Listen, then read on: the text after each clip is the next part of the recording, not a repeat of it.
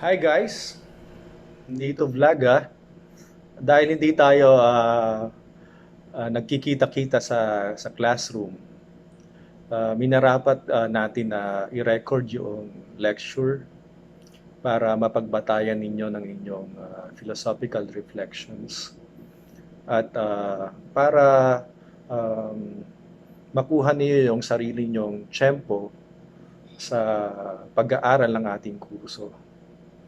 So alalahanin natin na ating kurso ay may pamagat na mga sistemang ethical or ethical systems.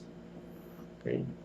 Ang ating primary question sa kursong ito ay kung ano nga ba ang ultimong layunin ng pagpapakabuti. O, bakit ba kailangang maging mabuting tao? Natapos na natin yung talakayan hinggil sa mga konsepto ng mga sinaunang Griego, sina Socrates, sina Plato, na Aristotle, na kalimitang bahagi ng tinatawag na virtue ethics. Sabi natin, para sa mga sinaunang Griego, mayroong order of things. Bumangabagay ang mga bagay. May nababagay na kilos sa tao. Okay? Kaya ang mabuti ay nakadepende doon sa nababagay o yung dapat isinasabuhay ng isang tao. Pero dumating din sa ating kamalayan na hindi lamang naman kilos ang kailangan ikonsidera. Meron kasing sirkumstansya ang kilos, ano? O merong mga bagay na nakasirko, nakapalibot doon sa kilos. Kabilang dito halimbawa yung intention, ano? Intention of the agent o layunin ng tao. Halimbawa, mabuti halimbawa yung kilos na pagbibigay. Mabuti yun, di ba? Pero nawawala, nababaliwala yung kabutihan ng pagbibigay kung ang intention naman ay masama. Halimbawa, manalo lamang sa eleksyon, ano? Kung kaya maging sikat. Kaya kailangan din i-considera yung intention or layunin. Siguro kailangan din siyempre i-considera yung tinatawag nating effect, konsekwensya, epekto. Okay. Mabuti nga yung kilos, maganda rin ang hangarin, pero hindi naman naging maganda ang bunga o ang resulta. Itong tinatawag na consequence, ang talagang binigyan ng punto ng ang tinatawag nating utilitarianismo na siyang tatalakayin natin sa araw na ito. Okay? Kaya nga, minsan tinatawag itong isang uri ng consequentialism or consequentialismo. Dalawa sa pangunahing proponent nito yung magninong na si Jeremy Bentham at saka si John Stuart Mill. Ano? Pero bago ko lubusang talakayin itong utilitarianism, gusto ko munang magbigay ng isang sitwasyon. Dahil alam natin ang etika o ang pagpapakamoral ay hindi hiwalay sa sitwasyon. Laging nangyayari ito sa isang sitwasyon. Okay. Merong magnanay, si Felisa at saka si Aling Nena. No? Matagal nang nire-request kasi ni Felisa na magpakabit sila ng internet dahil napag-iiwanan na siya ng kanyang mga kaklase. Marami kasi mga requirements na nangangailangan ng internet access. Ano? Okay. So, halimbawa, yung mga online classes nila o kaya yung mga requirements ipinapasa online. Siyempre, ang research, hindi ka naman parating makakapunta sa library, kailangan mo ng internet access. Pero sa isip ni Aling Nena, kapos sila sa budget eh. Gayun man, kahit kapos sila sa budget, ano, parang gusto na rin niyang magpakabit nga ng internet. Kasi mas makakatulong nga ito kay Felisa eh. Ngayon, isang araw, sinubok ni Felisa na maghanap, baka merong mga naka-wifi sa kapitbahay niya, ano. Meron yatang ino-open sa mga gadget para malaman kung may internet, may available wifi, ano. Kaya laking gulat niya, meron siyang nasagap na libreng wifi, libreng internet access. Tuwang-tuwa siya at mula noon ginagamit na niya yung libreng internet. Ang lakas ng signal eh. Libre pa. Ngayon, ibinalita niya ito sa kanyang nanay na si Yaling Nena. Okay. Pero laking gulat ni Felisa sa tugon o sa response nung nanay niya. Hindi niya akalain na may problema pala. Ano? Ang tinatanong ni Aling Nena, tama ba na ginagamit mo ang signal ng iba? Kasi nagbabayad sila ng internet access eh. Hindi ba isang pagnanakaw na rin ito? Hindi naman nagdabog si Felisa, no? Pero napakamot siya ng ulo. Hindi niya kasi naisalang-alang, hindi niya nakonsidera yung pananaw ng nanay niya. Maari pala na isang uring pagnanakaw na rin yung ginagawa niya. Okay. Ngayon, kung utilitarianismo ang prinsipyong gagamitin, paano kaya ito mariresolba? Hindi ko muna siyempre gustong sagutin ito, ano? Hayaan muna nating dumadalo yung problema. So, bago ko talakayin yung utilitarianismo ng lubusan, gusto kong banggitin yung sigurong tatlong pangunahing kaisipan ng utilitarianismo. Okay. Una, para sa kanila, yung makatarungang kilos ay iyong nagpuproduce ng pinakamatinding kaligayahan para sa mas nakararaming tao. So may mga bagay na kinakalculate dito. Alimba yung kaligayahan na mas matindi, mas marami if you want. At hindi lamang personal ang kinukonsidera, kundi yung greater number, yung nakararami. Pangalawa, hindi maihihiwalay ang moralidad ng isang kilos sa konsekwensya o resulta nito. Para sa utilitarianismo, walang intrinsikong halaga, walang intrinsic value yung kilos. Ang batayan ng moralidad ay yung effect, yung consequence. Kaya yun ang kanilang sinusuri. Pangatlo, parang may pagka-relatibo, no? Parang relatibo sa konsekwensya ang moralidad ng kilos. So, kanya-kanya ba ito? Kung ano lamang magustuhan? Hindi. May sinusunod pa rin mga prinsipyong di nagbabago, universal at ethical. So, hindi ito depende sa whim o depende sa magustuhan ng tao. Merong binibigay na pamantayan ang mga nasa utilitarianismo. So, dito sa simula, babanggitin ko rin yung primary thesis, yung main thesis ng utilitarianismo.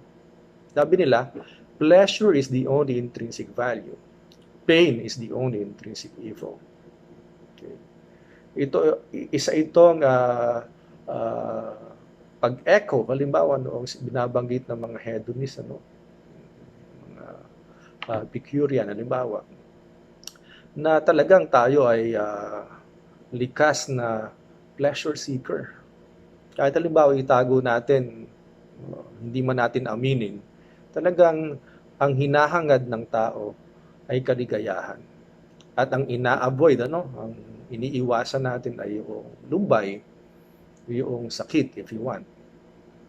Para mas maintindihan natin, gusto kong banggitin yung pambungad na pahayag ni Jeremy Bentham doon sa kanyang magnum opus tungkol sa ethics, itong An Introduction to the Principles of Morals and Legislations. Kasi itong si Jeremy Bentham, hindi lamang ito philosopher. Unang-una, lawyer ito. Nag-aral siya ng batas, hindi dahil gusto niya mag-practice ng law. Kasi gusto niyang baguhin yung legal system sa England noong panahon yun. Gusto niyang, nakikita niya kasi, ang problema talaga sa lipunan ay dahil doon sa maling mga batas, maling legislation at maling pagpapatupad nito. Kaya gusto niyang i-insert yung moralidad. Kaya yung pamagat nga, An Introduction to the Principles of Morals and and legislations. Tinanggit niya doon sa pambungad. Medyo sinalin ko sa Filipino para siguro mas maintindihan natin. Sabi niya, itinilaga ng kalikasan ang sangkatauhan sa ilalim ng pamamahalan ng dalawang soberanong Panginoon, pain and pleasure. Tanging sila ang nag-uutos kung ano ang nararapat nating gawin at nagtatakda ng maaari nating kilos. Pinamamahalaan nila tayo sa lahat ng ating ginagawa, sa lahat ng ating sinasabi, sa lahat ng ating iniisip.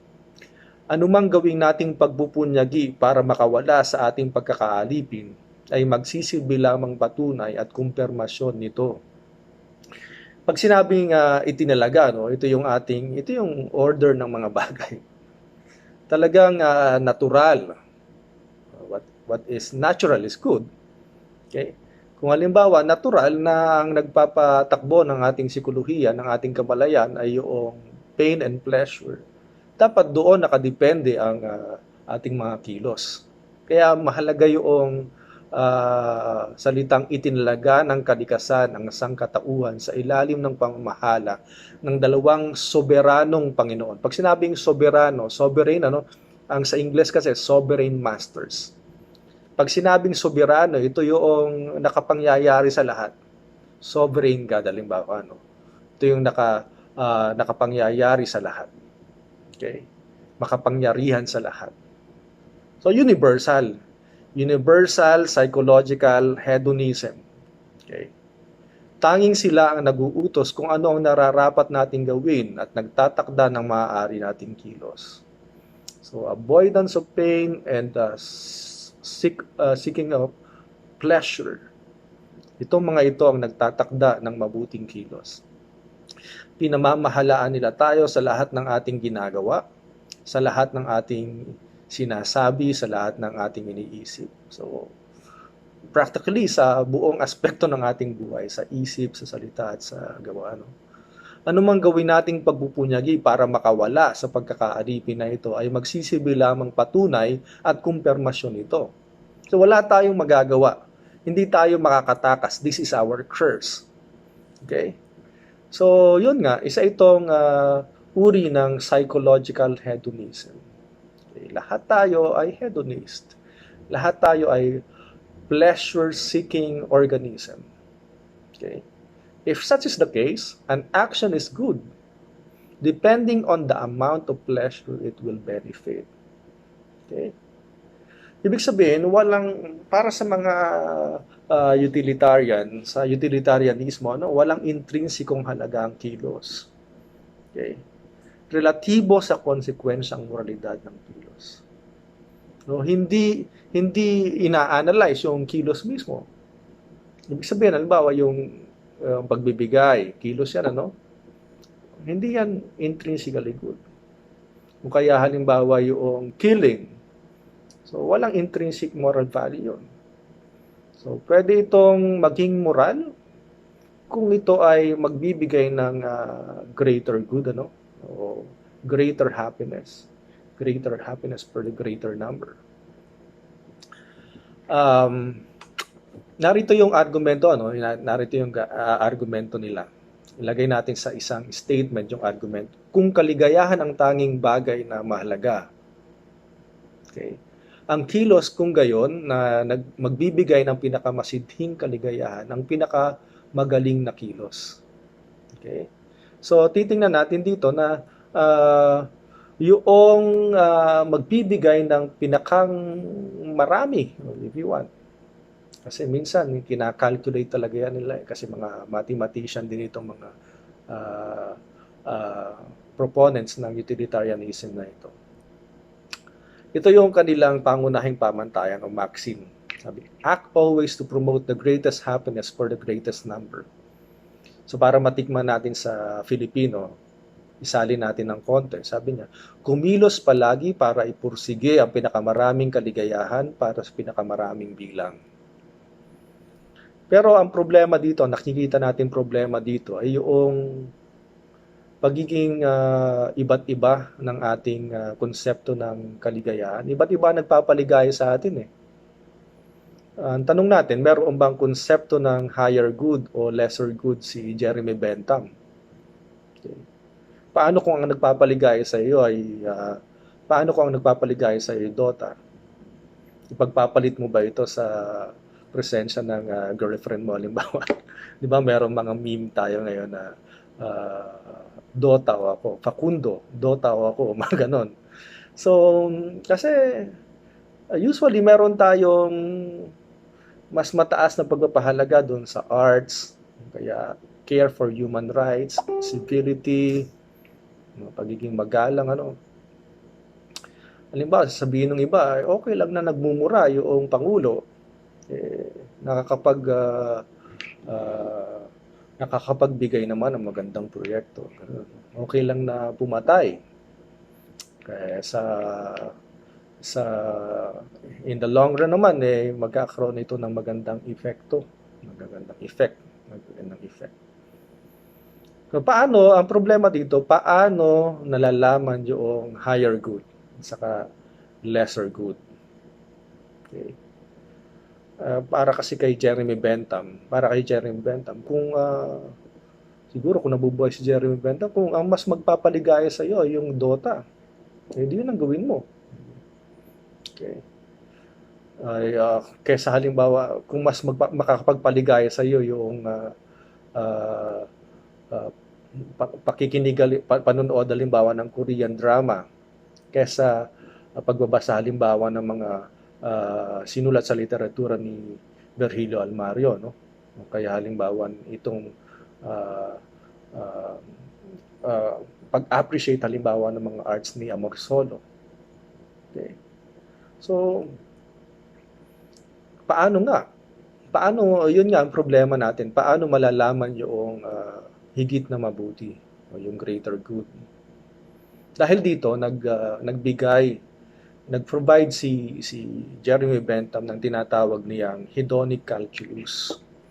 Paano malalaman, paano ikakalkula yung halaga ng magkakaibang pleasure, ng magkakaibang. Una, ito, no? 7. Una yung tinatawag na intensity. Gaano ba yung intensidad ng pleasure? Baka naman ito ay mababaw na pleasure lamang. Ano ba yung mas malalim na pleasure? No? Pangalawa, yung duration. Baka naman itong pleasure na ito panandalian lang. In the long run, hindi rin. Hindi rin siya talaga magbibigay ng greater good, greater pleasure. Duration, no? Pangatlo, certainty or uncertainty. Ang tanong dito, gaano tayo kasiguro na may kaakibat na pleasure yung action na ito?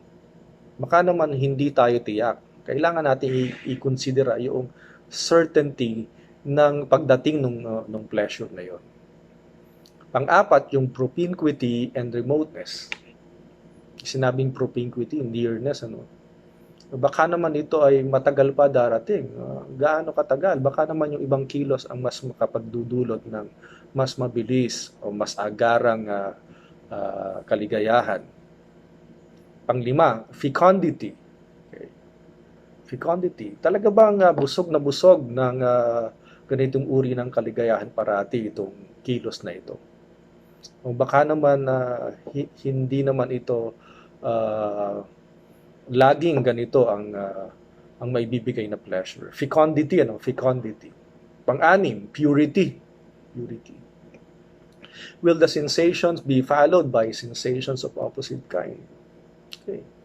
Baka naman pagkatapos ng kaligayahan ay meron naman itong kakabit na kalungkutan. Hindi pure yung pleasure na makakamtan doon sa action na yon. Pang-7, extent. How many other people will be affected? Yung bilang. Ang kritisismo dito kay Jeremy Bentham ay masyadong ginagawang matematiko yung pagpapakatao. Masyadong kinakalkula. Parang nauwi sa usapin ng addition and subtraction yung moralidad. Okay. Kaya nga merong mga komento mga mga comment kay Jeremy Bentham na parang ang tao ginagawang happiness machine na hindi naman talaga nababagay sa tao. Hindi lamang tayo kasi pleasure seeker, hindi tayo happiness machine. Tao rin tayo. Nakikita natin na mayroong kulang, may kakulangan dito sa pananaw ni Jeremy Bentham. Kasi unang-una, parang inconsistent ito sa dignidad ng tao. Kaya nga nung panahon ni Jeremy Bentham, tinatawag itong pig philosophy. Parang pangmutya na hindi yan pantao, panghayop yan. Parang hindi lang naman tayo para sa Dota. Hindi lamang naman tayo para sa physical pleasure. Kaya, ni-revise ito. Mas pinagbuti nung inaanak na yan na si John Stuart Mill. Gusto niyang i-refine yung version ng utilitarianism ni Jeremy Bentham. Unang-una, nag-a-agree si John Stuart Mill doon sa pagiging likas sa atin na itaguyod o hanapin yung kaligayahan at iwasan yung sakit, iwasan yung lumbay. Pero sa halip na mag-focus doon sa quantity, so doon sa bilang, sa quantity ng pleasure, nag-focus si John Stuart Mill doon sa quality. Okay. Pantao ba ito? Doon sa quality ng pleasure. Kasi minsan naiisip natin, mabuti pa yung aso. Mabuti pa yung aso, walang problema. Parang satisfied sa buhay niya, gigising lamang, kakain ng ganito. Parang naiinggit yung iba sa buhay ng aso. Okay. Minsan yung teacher ko galit na galit kasi ang ingay sa labas. Then pagpasok niya sa classroom, sabi niya, mabuti pa yung aso, marunong makiramdam. Mabuti pa yung aso, marunong makiramdam. Sabi niya sa amin, tama ba? Kasi ang ingay ng mga tao sa corridor, nagkaklase kami sa loob ng classroom. Parang hindi marunong makiramdam. Mabuti pa yung aso, marunong makiramdam. Kami naman, syempre takot kami kasi namumula na yung professor. Sabi niya, oo, tao nga, no? Pero sabi niya, mali. Ang tao ay tao pa rin. Laging mahalaga ang tao. Okay. Kung halimbawa, hindi ka satisfied ka kahit may mga patayan, ano? Halimbawa, satisfied ka kahit may nagugutom sa lipunan, baka aso ka. May nakita ka na bang aso na nalulungkot dahil walang kapayapaan sa lipunan? Okay, talagang lumbay na lumbay yung aso dahil may mga nasunugan sa tundo. Okay. O kaya mayroong mga babae na hindi ginagalang sa lipunan. Okay. Yung mga prinsipyong ito na hindi kayang abutin ng kamalayan ng aso. O kung halimbawa, kontento ka sa nangyayari, halimbawa sa lipunan natin ngayon dahil kahit may krisis, kahit hindi maganda yung pamamalakad ng gobyerno, baka repolyo ka, no? Baka whiteboard marker ka na hindi umaabot doon sa tinatawag ni John Stuart Mill na intellectual pleasures, transcendental pleasures. Okay. So yung quality ng kaligayahan na dapat nating hinahangad. Kaya nga binanggit niya yung sikat niyang pahayag, ano?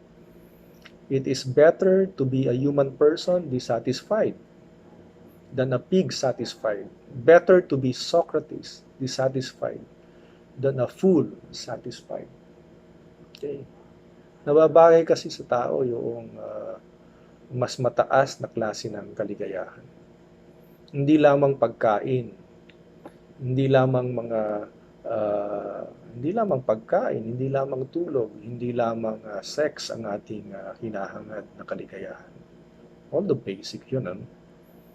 Pero capable tayo sa mas mataas na klase ng satisfaction. Masyadong limitado yung pananaw ni Jeremy Bentham hinggil sa tao. Parang ibinaba niya tayo sa pagiging pleasure-seeking animal. Pleasure-seeking.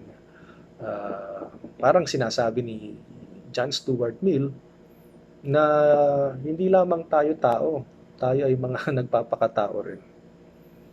Kaya ikonsidera niya yung dalawang uri ng kaligayahan, ano? Yung intrinsic happiness at saka instrumental happiness. Intrinsikong kaligayahan at saka instrumental na kaligayahan. Merong mga kaligayahan na talagang maligaya, talagang kaligayahan dahil sa dahil sa nature nila. Meron namang mga kaligayahan na instrumental. Okay. Halimbawa, hindi naman tayo nagpapabunot ng ngipin dahil sarap na sarap tayo doon sa pakiramdam ng nabubunutan ng ngipin, ano? Dahil merong instrumental ito para makakain ng ayos, para hindi na tayo para makatulog tayo ng maayos. Nag-aaral tayo, nagpupuyat tayo hanggang alas 4 ng madaling araw. Hindi dahil gusto nating magka-iWag, kasi gusto nating may instrumental ito para sa mas maligayang sitwasyon sa hinaharap. So, intrinsiko. Para kay John Stuart Mill, para malaman ang nararapat na kilos, kailangan sukatin hindi lamang ang kaligayahang matatamo ng taong gumagawa ng kilos, kundi pati ang kaligayahan ng mga taong sangkot o apektado ng ginagawa o gagawing kilos. No? So hindi ito napaka-personal, hindi ito pang sarili lamang na ethical system. Kailangan ikonsidera yung greater number. Okay. Kaya minsan mauulinigan natin, ano? Parang nagre-reverberate sa utak natin yung mga pahayag ni President Duterte na ito ay para sa greater good. Yun ang kanyang laging nababanggit ngayon sa press con. Okay. Kaligayahan ng kabuuan ang dapat tingnan para malaman kung makatarungan ng kilos. Ngayon, hindi lang kay President Duterte, ano? Sa ibang mga tao, minsan sabi nila utilitarian sila. Na parang kinukonsidera nila yung kabutihan ng nakararami. Okay. Yung ilan sa atin sabi nila resulta ang mahalaga. Ano naman kung magmura siya, no? At least may nagagawa sila. Ano naman kung hinahalikan niya yung security niya na babae? Kaya yung mga tao hinahalikan ng presidente. Marami naman siyang nagagawa. Ano naman kung patayin yung mga drug addict? Ano naman kung isakripisyo natin yung buhay nila? Para naman sa hinaharap naman ay magiging peaceful yung bansa. Okay. Kaya disente ka nga, wala ka namang ambag sa lipunan. Itong mga ito, kailangan silang maging collateral damage. Okay. Kaya nasa krisis na nga tayo eh. Bakit hindi muna natin pagbigyan at makita natin yung resulta? Ganitong mga argumento. Parang tinitingnan natin ito na utilitarianism. Ano? O, suportahan na lang natin siya. Ito ay para sa kabubuti ng bansa. So naririnig natin yung mga ganyang pahayag. Ano? At bilang mga mag-aaral sa etika, parang nakikinig natin. Parang nakikita natin dito yung prinsipyo o yung himig ng utilitarianism. Pero, hindi ganun kasimple ang sinasabi ni John Stuart Mill na utilitarianism. Unang bagay na gusto kong i-emphasize, para sa utilitarianism, kailangan mong aralin yung nature, yung kasaysayan ng suliranin. Okay. So, halimbawa, itong krisis sa COVID-19, hindi yung magustuhan mo lamang na sa palagay mo ito ang mas makakabuti sa mas nakakaraming bilang. Kailangan mong aralin ito ng masinsinan. Paano ba ito nire-resolve sa ibang bansa? Okay. Noong halimbawa ito ay kung noong may nangyaring krisis sa kalusugan noong mga unang panahon, paano ang ginawang solusyon? So hindi ito basta-bastang pag-handle lamang ng halimbawa, war on drugs, halimbawa. Paano ito hinandle halimbawa sa Mexico o sa ibang bansa? Okay. Pangalawang bagay na gusto ko rin puntuhin, na sinasabi ni John Stuart Mill, dapat tingnan hindi lamang yung expediency, dapat tingnan yung sitwasyon na mangyayari na pang long term, hindi panandalian. Okay. So maituturing mo bang utilitarianism kung puro mga patsi-patsi, puro mga patsi-patsi sa solusyon. Ang mga solusyon ay patsi-patsi kung ano lamang magustuhan. Okay. May problema halimbawa sa pangalan nito doon sa checkpoint. Pero ang totoong problema yung hindi mo alam kung sino ang mayroong COVID-19, kung sino ang infected. Ang tanong, bakit hindi unahin yung mass testing? Okay. So masusing inaaral dapat ang pangmatagalang epekto ng mga decision natin. Para din kay John Stuart Mill, mahalaga ang kabutihang loob upang makamtan ang prinsipyo ng utilitarianismo. Yun ang requirement. Ang isang taong utilitaryo ay dapat unang-una may mabuting loob. Honest doon sa kanyang pananaliksik, honest sa kanyang pagmumuni-muni tungkol sa kalagayan. Kasi kung wala kang mabuting loob, kung ano lang magustuhan mo, kung ano lamang ang papabor sa iyo. Okay. Kaya laging dapat nating i-highlight na hindi may pagka-relative, may pagka-relative sa sitwasyon, may pagka-relative halimbawa sa mga taong involved. Pero dapat mayroong basic, mayroong pundasyon yan. Okay. Ethical na pundasyon. Hindi dapat mawala yung kabutihang loob sa isang utilitaryong tao. Ngayon, hindi natin malulubos naman itong discussion tungkol sa utilitarianism. Wala namang mayroong monopolyo ng paraan para ipaliwanag o talakayan ang utilitarianismo. Hindi ko malulubos ito. Pero napansin natin na hindi isang simpleng prinsipyo ang utilitarianismo. Komplikado ito. Hindi ito greater good lamang. Marami pa tayong dapat intindihin dito. Nakita nating totoong umiiral sa kamalayan ito ng tao. Hindi ito sa libro lamang. Talagang may mga taong principle of utility ang kanilang pinapairal sa kanilang mga desisyon. Kaya mahalaga na lalo pa nating unawain o intindihin itong ethical system na ito. Ngayon, kung babalikan natin yung sitwasyon kanina, tama ba ang ginagawa ni Felisa na pag-access sa internet ng kapitbahay o pagnanakaw na rin ito? Kaya ayaw kong sagutin ito. Tingnan natin, pagnalayan natin. Isipin din natin yung mga bagay na inaakala nating nakapagbibigay sa atin ng kaligayahan. At muli nating tingnan o i-evaluate ito batay sa prinsipyo ng utilitarianismo. Doon lang siguro muna sa araw ito. Sa susunod, kung meron tayong pagkakataon, pag-uusapan natin ang prinsipyo naman ng deontolohiya ni Immanuel Kant. Laging mag-ingat sa sitwasyong ito. Mahirap itong sitwasyon na ating kinakaharap. Pero kaya natin ito. Okay. Maraming salamat at sa susunod.